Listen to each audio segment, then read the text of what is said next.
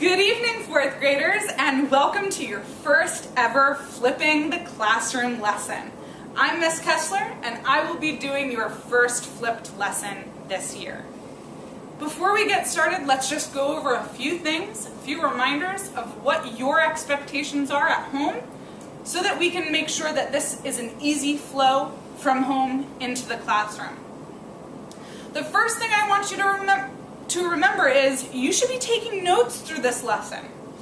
When you're taking notes, I'll tell you which section to respond in and which section to write your notes in. So in your notebook, you have broken it up into 4 sections. You have a global section where you're connecting our math skills to the real world. You should have a vocabulary section where you're writing any vocabulary terms that we learned today from today's lesson into that section. You also have a practice section, and in that practice section you are also going to write the practice problem so that I can see your thought process as you worked forward through that problem.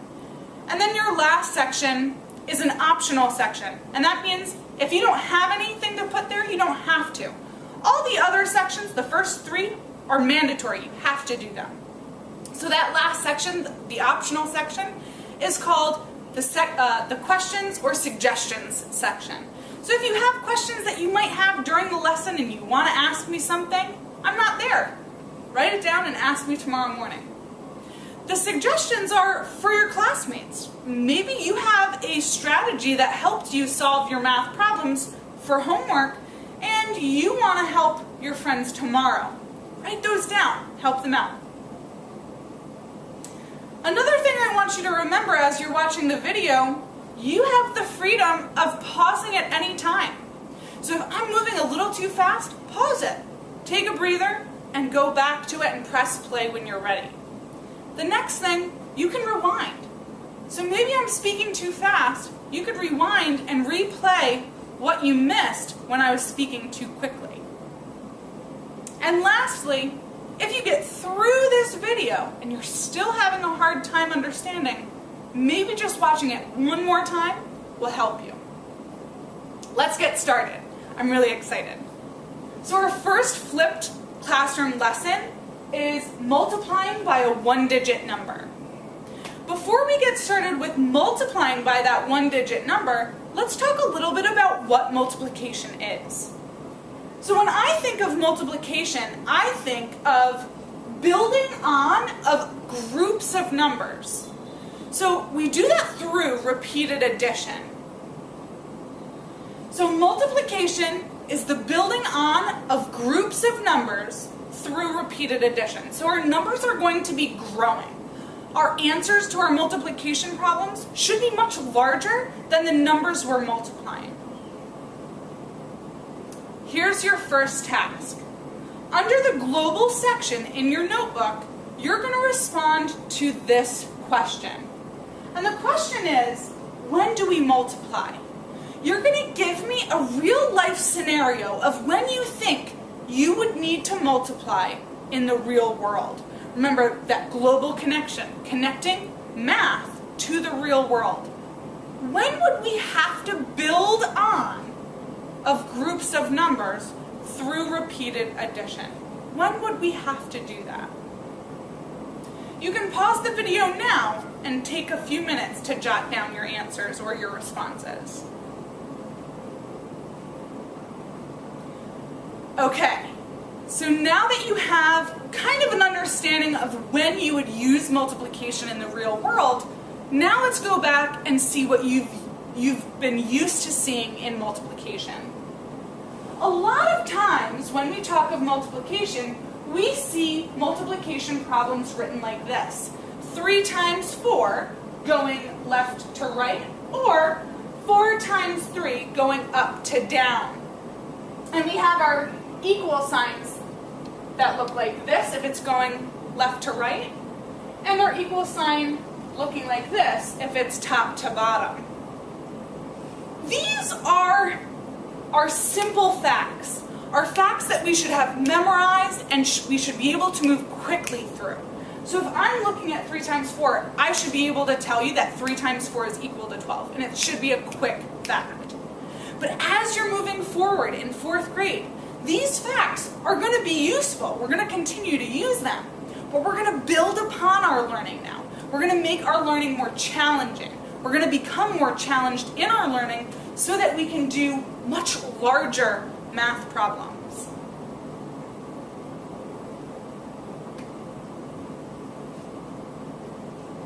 So in 4th grade, you're going to start to see multiplication problems that look more like this. Remember, I said as you're growing older, as you're getting older, more mature, you want to start challenging yourself. So that 3 times 4, that 4 times 3, yeah, that was easy. That's going to be quick, simple problems for you. Now let's step it up. Let's move it to a new level. And let's look at a problem like this. So we have 417 times 7. That's taking a much larger number and multiplying it by 7. That's going to be challenging, but we're going to learn how to do it in this lesson. Or taking a large number like 372 and multiplying it by 5.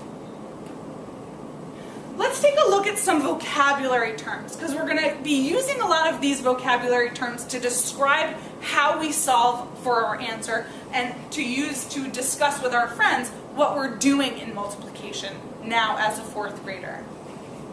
So the first vocabulary word that I want you to look at is what it means to be the first number in a multiplication problem, because that has a name. So the first number we see in a multiplication problem is called the multiplicand.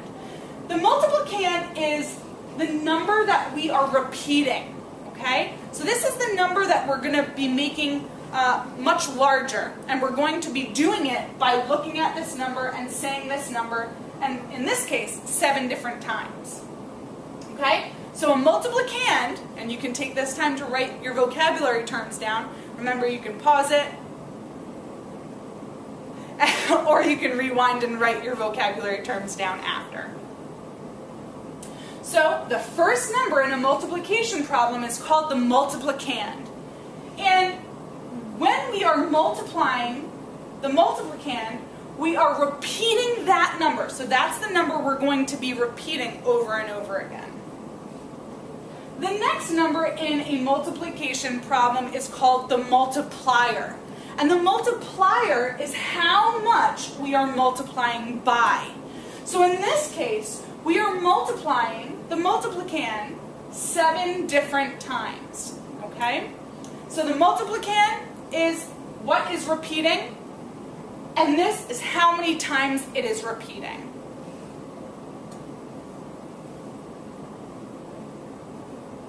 And lastly, we have the answer to a multiplication problem. So all of the answers to multiplication problems are called the product. So what is the product? The product is the answer to the multiplication problem. Go ahead and make sure that you have all of these notes taken in your notebooks now. Alright, let's try our first example. So we know that the top number in a multiplication problem is the multiplicand. And the bottom number, or the second number in a multiplication problem, is the multiplier. The multiplicand is the number that repeats itself.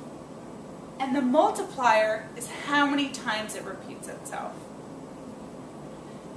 In addition, when we're adding bigger numbers, we use the strategy of looking from top to bottom and adding our place values. In multiplication, it's different. We use a strategy called the broken windshield wiper. And the broken windshield wiper goes from right to left in this kind of arched way. And it stops once the place values have ended in the multiplicand. So the first multiplication problem that we start to look at is 4 times 9. Remember, we're going in that arch direction. So 4 times 9. And this is when your multiplication facts need to be fast. I know that 4 times 9, or 9 times 4 is 36. When I write 36, it really means that I have 6 1s and 3 10s. So I'm going to write that down. Now I put the 3 up top in the tens place because it represents 3 tens. Don't forget about that 3. That 3 is going to be very important in just a minute. So let's just recap real fast. We went from the 4 and multiplied 4 times 9, and that gave us 36. 6 ones and 3 tens.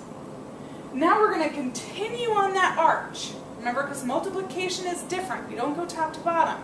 We go in this arch direction from right to left. So we're going to go from 4 times 2. 4 times 2 is 8. Now remember I said don't forget about this number that we added up top to the tens place. Now is the time we're going to do something with that. So now that we know that 4 times 2 is 8, we have to add these extra tens. So we have 4 times 2 is 8 plus 3. So 8 plus 3 is 11. And we're going to write that down below. So we have 11. If I had an extra place value in the hundreds place, I would write the extra 1 up top, but I don't. So I can just put it down below and say that the product of 29 times 4 is equal to 116. Now remember, the multiplicand is the number that repeats itself. So 29 is going to repeat itself 4 different times because the multiplier tells us how many times we're multiplying it. So we have 29 plus 29 plus 29, 4 times 29 equals 116. Pretty awesome.